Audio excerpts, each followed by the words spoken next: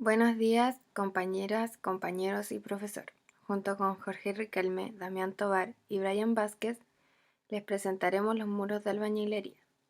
Bueno, para comenzar, la normativa chilena NSH 1928 define la albañilería como un material estructural que se obtiene de unidades de albañilería ordenadas de hiladas según un aparejo prefijado unidos con mortero. En cuanto al muro, es necesario conocer cuál es el nombre técnico de las partes que lo componen. Estas se resumen en 7: hilada, llaga, cara, contracara, escantillón, tendel y escalerilla. La hilada es el conjunto de ladrillos colocados en un mismo plano horizontal de una albañilería.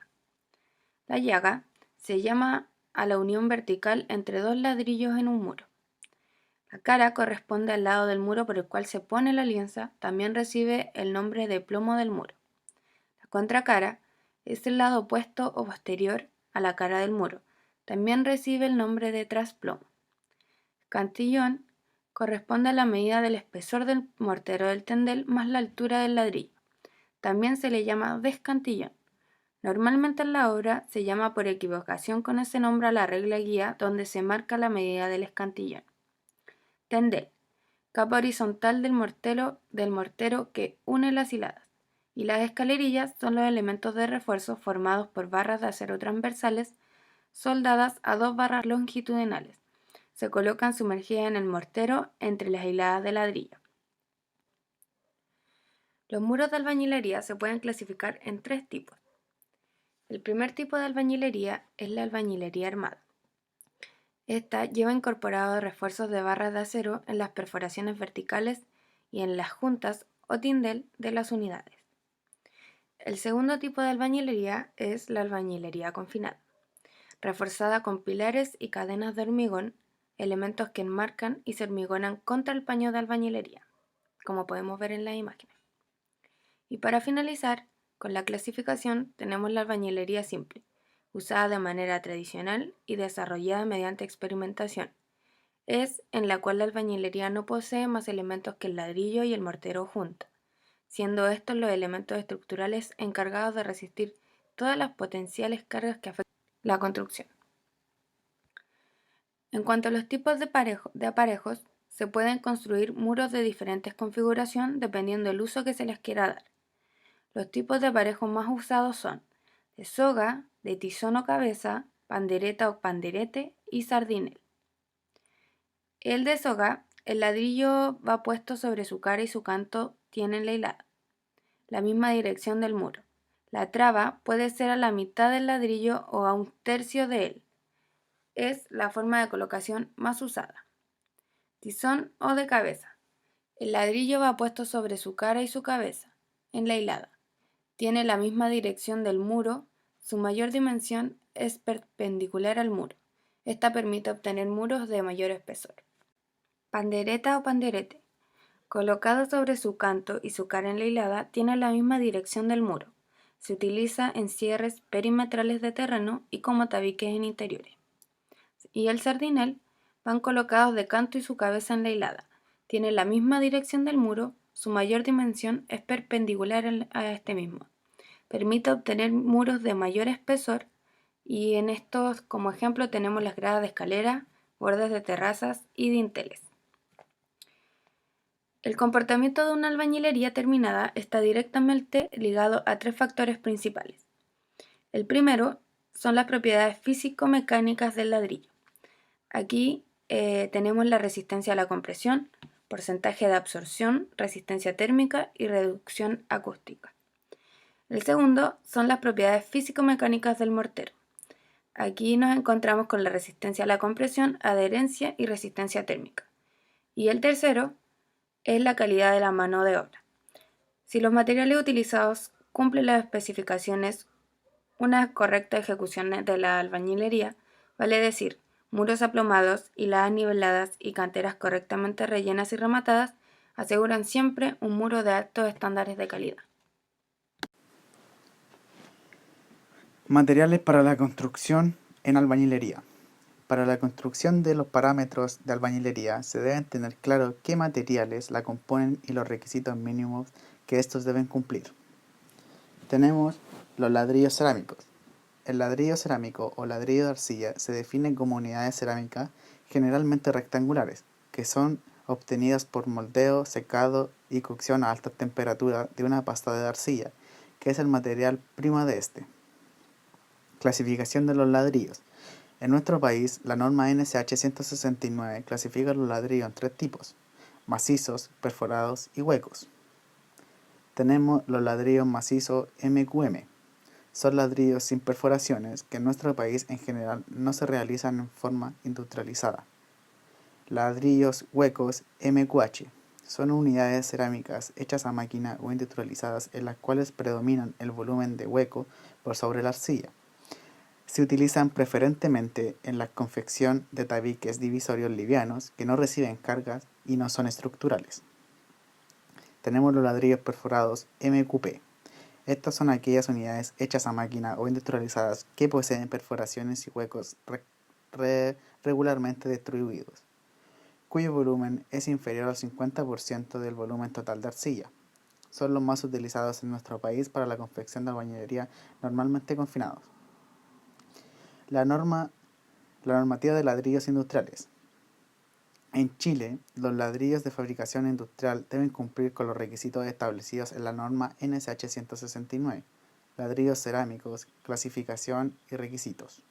En dicha norma, los ladrillos son clasificados de acuerdo con clase, si son macizos, MQM, MQH si son huecos, MQP perforados. Grado, se clasifican en grado 1, 2 o 3, según el valor de resistencia a compresión, absorción de agua y adherencia que cumplan según la tabla NSH 169. Por uso, depende si son ladrillos que van sin revestimiento, es decir, con sus caras visibles, o si en su defecto van revestidos con algún material. Adicionalmente, existen 2 normas de diseño para albañilería que establecen requisitos adicionales para las unidades cerámicas: NSH 1928, albañilería armada, y la NSH 2123, albañilería confinada. Requisitos de los ladrillos para uso de albañilería armada. Los ladrillos industriales deben ser de grado 1 o 2 y clase MQP según la NSH 169. El área total de las áreas perforadas y huecos debe ser menor al 50% del área bruta del ladrillo. El área de hueco que acepta armadura vertical, tensor, se debe ser mayor a o igual a 32 centímetros cuadrados con una dimensión mínima de uno de los dos lados igual o superior a 5 centímetros. Requisito de ladrillos para uso de albañilería confinada. Los ladrillos industriales deben ser de grado 1 o 2 y clase MQP o MQH, según clasificación NSH 169. Cumplir con los requisitos de resistencia y compresión, adherencia y absorción indicados en la NSH 69. A continuación se puede ver un video de los ensayos que se le puede hacer a los ladrillos.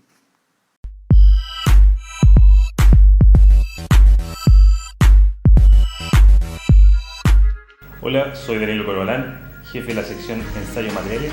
Los invito a conocer la unidad de elementos prefabricados. La unidad de elementos prefabricados realiza ensayos requeridos por el Ministerio de Vivienda y Urbanismo, MIMBU, en el ámbito de la albañilería, tales como al ladrillo comunidad, ensayos de compresión, absorción, control dimensional, porcentaje de hueco, entre otros, como albañilería, ensayo compresión diagonal de muretes y compresión axial de prismas.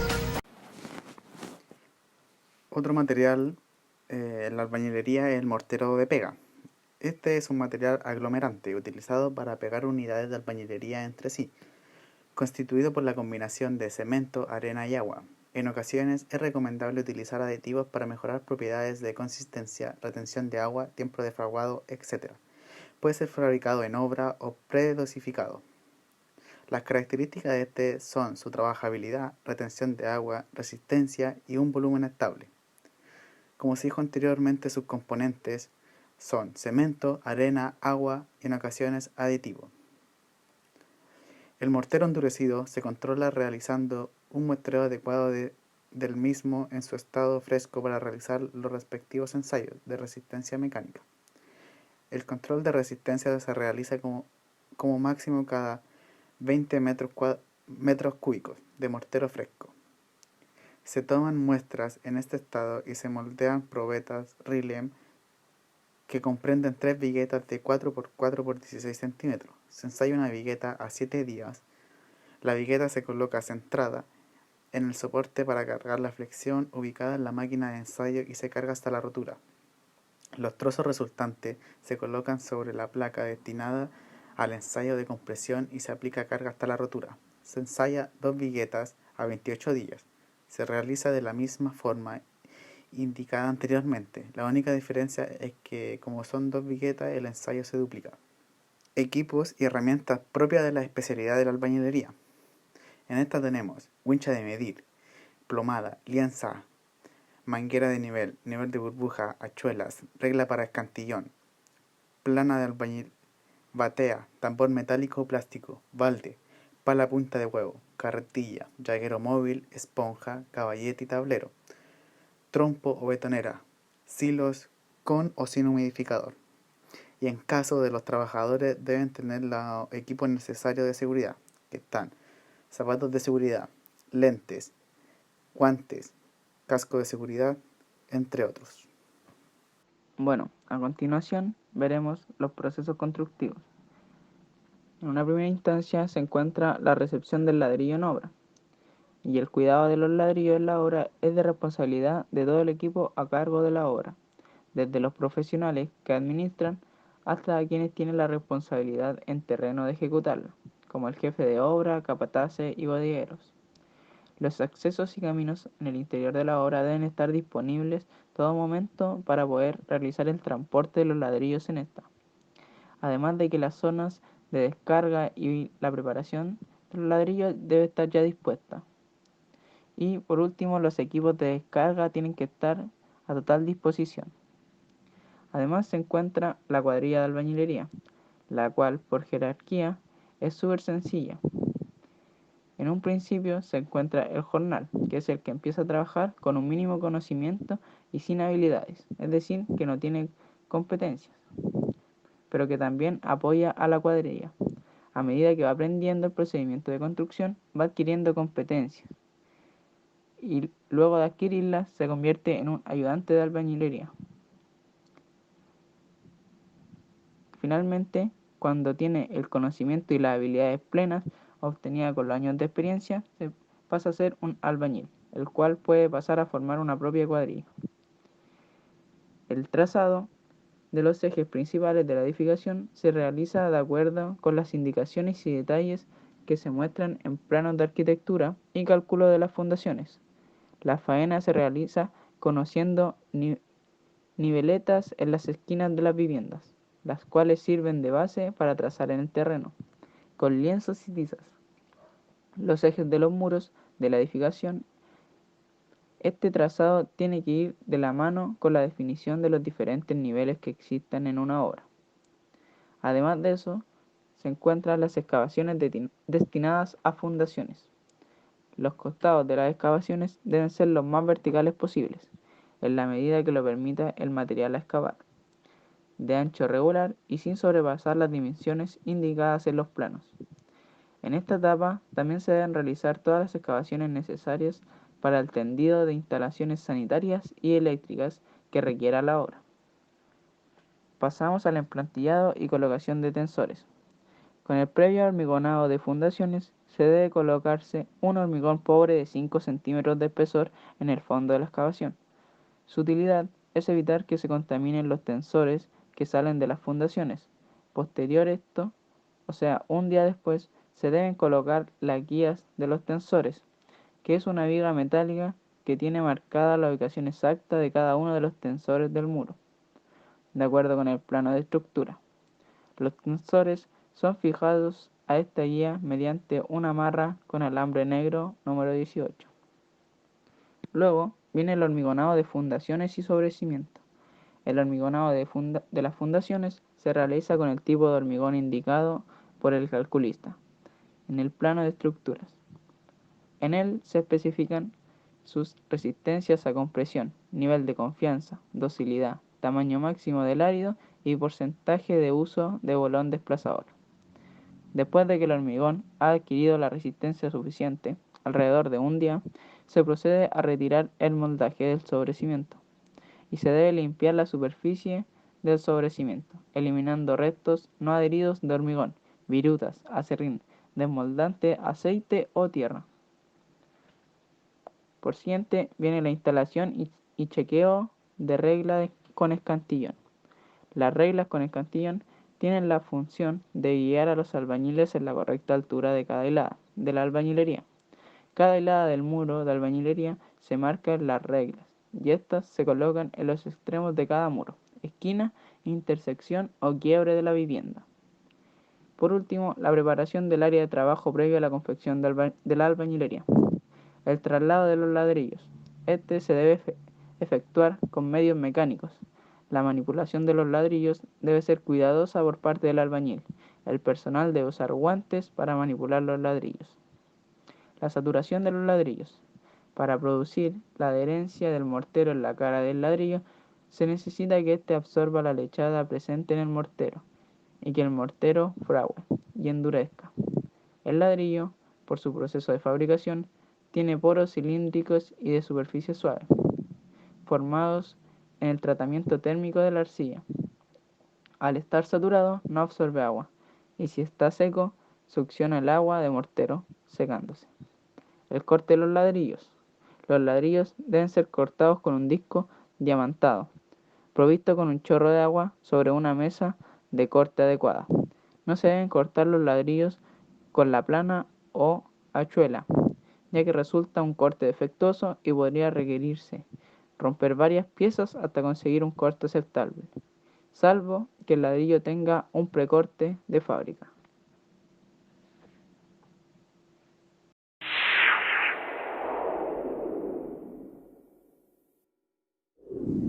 La construcción de una pandereta debe partir por el cimiento, que se hace con una zanja de 20 centímetros de ancho y 30 de profundidad.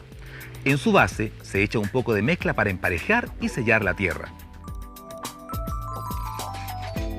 Se pone una cadena de 15 por 30 que se amarra a la esquina con alambre negro, a dos fierros estriados de 8 milímetros, los que tienen su punta doblada en forma de L para ayudar a nivelar la cadena.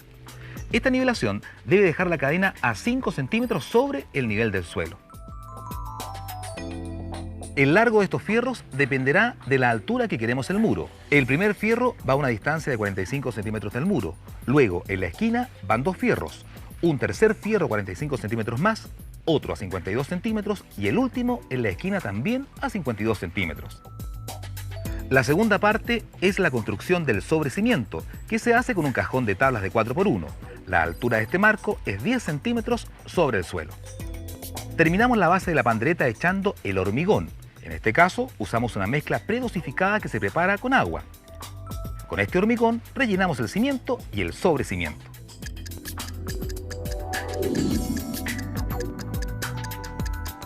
Ayudados de un listón que hace de regla y antes de poner los ladrillos princesa, debemos hacer en el muro de concreto donde comienza la pandereta las perforaciones de los fierros que irán horizontalmente. Se instalan en pares. El primero va a 10 centímetros del sobrecimiento y el resto hacia arriba a una distancia de 16 centímetros. Comenzamos la instalación de los ladrillos colocando una capa de 2 centímetros de mortero para pegar. Los ladrillos princesa deben pasar por los fierros verticales para asegurar su buena sujeción. Después de la primera hilera, fijamos los dos fierros horizontales que irán sobre los ladrillos. Como solo se puede fijar a muros de concreto, usamos un adhesivo epóxico para anclaje y unión.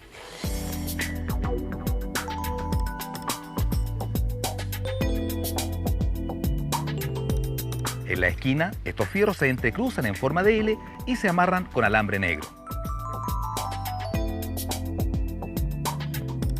Se repiten dos corridas más de ladrillos, puestos de la misma forma y con la misma cantidad de hormigón.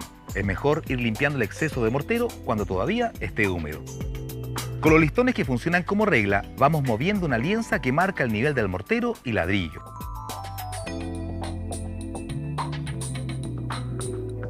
Antes de la siguiente corrida, fijamos el otro par de fierros estriados asegurando su unión al muro con adhesivo epóxico. El proceso sigue igual, es decir, cada 2 hileras de ladrillos va un par de fierros fijados horizontalmente.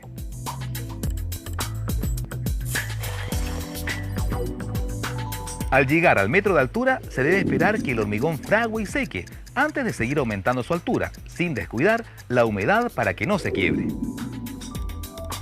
Una vez que tenemos el muro de la altura que queremos, la forma de terminarlo es colocando una cadena igual a la del cimiento, doblar y enganchar los fierros estriados. Después, hacemos un cajón de tablas alrededor de la cadena que aguante el hormigón hasta que se seque.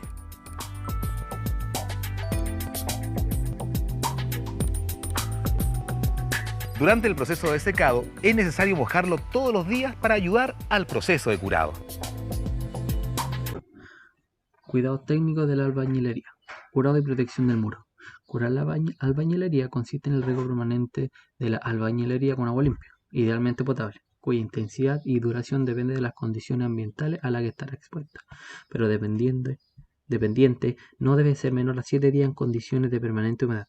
El no curar la albañilería puede disminuir la resistencia a compresión y a la abrasión del mortero de pega por pérdida prematura de agua del amasado, así como también presenta un aumento negativo de la retracción, pudiendo separar el ladrillo del mortero de pega. Es necesario evitar roturas de las uniones por carga prematura del elemento estructural al tratar de continuar antes de un tiempo con la colocación de nueva hilada. El curado se hace de la misma forma que el hormigón, para evitar choques térmicos. Se debe regar temprano en la mañana y otro riego al terminar en la tarde. Se deben cubrir mallas arpilleras o geotextiles. Precauciones con temperaturas extremas. No se deben usar ladrillos congelados ni asentar ladrillos sobre una base, hormigón o albañilería, que se congela, temperaturas bajo 5 grados. En estos casos se toman las mismas precauciones que los hormigones de cemento hidráulico. Se calienta el agua del amasado, se calefacciona el ambiente y se colocan protecciones contra viento, etc. Por otro lado, cuando la temperatura supera los 35 grados Celsius, se debe paralizar la faena, a menos de que se tomen las precauciones de bajar la temperatura del mortero, usando agua fría, se coloquen sombras contra viento y se humedezca el ambiente con neblina de agua. Todas las medidas deben estar orientadas a evitar el secado prematuro de los morteros y una retracción excesiva. En alta temperatura se aplican sombras y se humedece el ambiente para evitar la evaporación permanente del agua. Durante el día lluvioso se deben tomar las medidas necesarias para asegurar que el mortero no modifique su razón agua-cemento. Siempre que hay un ambiente de temperatura extrema, se tiene que aumentar la intensidad del curado. Impermeabilización del muro. Es fundamental para mantener los muros secos, evitar las eflorescencias que perjudican la futura estabilidad de los revestimientos de terminación. Para esto se elegirá un producto recomendado por los fabricantes, por lo cual se aplicará en el muro cuando esté limpio, libre de residuos y presente una correcta humedad de acuerdo a las especificaciones del producto. Debe tenerse cuidado en impermeabilizar los sobrecimientos, pilares, canterías y cadenas, ya que estos elementos funcionan como conductores de humedad. Ahora veremos la estimación de los materiales y recursos. A continuación se puede apreciar una tabla en la cual se puede ver el tipo de muro, que en este caso es soga, el total de metros cuadrados y la dosificación de mortero. Esta tabla nos servirá para poder calcular los requerimientos que tengamos en la obra. Por ejemplo, en la actividad de trazado se puede ver que necesitamos wincha de medir, tizador, lápiz bicolor o carpintero, zapatos de seguridad, antiparra y guantes de descarne. Así como en las otras actividades que también se ve, como instalar regla guía de construcción de muro, preparación de mortero, preparación de ladrillo o otros ítems como los materiales o las horas trabajadas. Esta tabla puede ser ajustable cambiando el tipo de muro, los metros cuadrados, la dosificación, y así se van a ir ajustando las cantidades necesarias en cada una de las actividades y ítems. Ahora se ven los precios unitarios acá de los ladrillos respectivamente. Este es su valor comercial. al igual que el de la escalerilla y en los pilares. En la siguiente diapositiva se ven también el mortero de pega, las cadenas o las maderas, además de los precios de los trabajadores que necesitaremos en cada cuadrilla. Esto, al ingresarlo en la tabla, podría fácilmente ayudarnos a realizar un presupuesto. Las presentes especificaciones técnicas en conjuntos a los planos y normas de control y gestión de calidad se adjuntan, rigen la ejecución de obras señaladas construidas en albañilería. En la obra gruesa, en términos generales, la construcción deberá respetar la línea oficial y de edificación indicada en las informaciones previas. Cualquier duda sobre el emplazamiento deberá ser consultada. En excavación y movimiento de tierra se aplican las normas NSH 349 y 384. Antes de la iniciación de trabajo deberá ejecutarse los rebajes, emparejamientos y rellenos del terreno de manera de lograr los niveles respectivos. Extracción de escombros. El material sobrante de relleno, si los hubiera, y los escombros provenientes de las excavaciones deberán retirarse la hora al término de estos trabajos previos para ser llevado a un lugar donde indique el arquitecto, proyectista o profesional encargado. Fundaciones o cimientos. Se aplican las normas 163, 164, 170, 171, 172 y 179. En general, las fundaciones se ejecutan de acuerdo a los planos respectivos, a sus dimensiones, dosificaciones, enferraduras, etc. Emplantillados. En general, deberá quedar perfectamente nivelado, de un espesor mínimo de 10 centímetros con dosificación mínima H5, de 170 kilogramos centímetro metro cúbico. En los cimientos, se ejecutarán en escrito acuerdo a los planos respectivos en cuanto al tipo, forma, dimensiones y dosificaciones. Se considerará obligatorio en todas sus partes la aplicación de la norma INN 170, hormigones requisitos generales. Sobre cimientos, se aplica la norma 163, 164, 170, 171, 172 y 179. Serán continuos impermeabilizados con SICA 1 de las secciones que se indiquen en los planos respectivos. Se utilizará hormigón armado con 4 fierros estriados y estribos según lo indica el proyecto. En moldajes, los moldajes a utilizar en esta partida deberán permitir el logro de un buen hormigón a la vista. De no ser así, deberán ser estucados. Serán de madera o de otro material suficientemente rígido, resistente y estanco, capaz de soportar las cargas derivadas del peso propio, sobrecargas y presión del hormigón fresco, sin deformaciones ni desplazamientos superiores a las tolerancias indicadas a continuación. El retiro de los moldajes deberá efectuarse una vez que el hormigón esté suficientemente endurecido. En ningún caso se iniciará retiro de moldaje hasta que la resistencia del hormigón haya alcanzado como mínimo el doble de valor necesario para soportar las tensiones que aparecen en la estructura del momento del desimbrado. En la albañilería reforzada se utilizará ladrillo de acuerdo al proyecto. En la superficie que se consideren en albañilería, los ladrillos a utilizar deben estar íntegros, sin ninguna fisura. Las hiladas serán perfectamente horizontales. El escantillón se determinará en obra según la altura real y nivel inferior. Se colocarán escalerías de mayagma cada 4 hiladas, las que se amarrarán a las armaduras de los pilares. Pilares y cadenas de hormigón. Comprende la ejecución de toda la obra de hormigón incluido en el edificio de acuerdo a los espesores, alturas y perfiles que se indiquen en los planos respectivos, al igual que el correcto cumplimiento de la norma NSH respectiva. Antes de proceder a hormigonar cualquier elemento, deberá inspeccionarse el aseo y dimensiones de las fundaciones, diámetro de la enferradura, separaciones de los moldajes, empalmes, etc., todo lo cual deberá ejecutarse de acuerdo a los planos y normas. Se sugiere que la compactación sea ejecutada mediante un vibrador mecánico de dimensión de a lo menos 6.000 revoluciones por minuto, teniendo especial cuidado con la enferradura. Durante la etapa de fraguado y endurecimiento se deberá mantener la humedad del hormigón. En fierro, aquí en general deberán respetarse todas las disposiciones contenidas en la norma INN NSH 429, las disposiciones definidas por el ingeniero calculista. Para finalizar tenemos los planos. A su lado izquierdo de la pantalla podemos ver un plano de arquitectura de albañilería y al lado derecho podemos ver el detalle del refuerzo de columnas. Aquí nos muestra la cantidad de estribos, las dimensiones del recubrimiento, el diámetro y entre otros rasgos importantes a la hora de construir. Y con esto estaríamos finalizando la presentación. Muchas gracias por su atención.